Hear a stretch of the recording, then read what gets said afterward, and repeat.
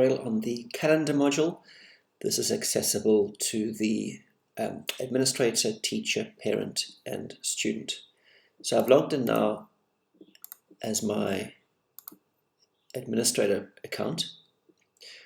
Once I log into the administrator account, I've got two ways to access the calendar. I can either click on this little link over here and click straight down to event, which lets you upload an event. So I can upload it over here, or I can go into communication and click on calendar, and then I can click on add event. It also lets you integrate with Google, so I'll just quickly show you how that works.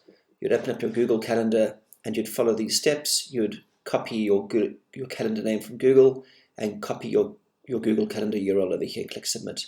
What that'll do is it'll automatically import all of your Google Calendar events over here. On the teacher profile, same applies. You can click on event, and then you can choose a class which you would like to upload the calendar event for. Select your dates. So you may just want to make it might just be on the 1st, for example, at 9 o'clock.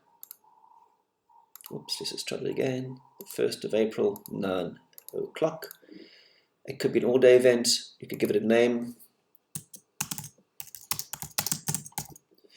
Description, and if you want to email the parents, tick this box and all the parents will get an email. I'm not going to do that now.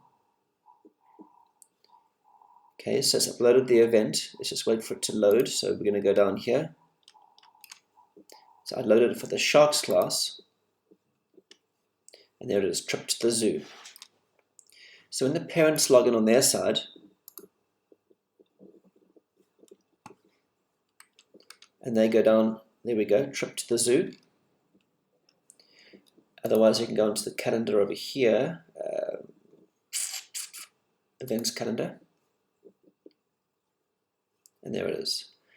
The students will be able to see that as well. There we go.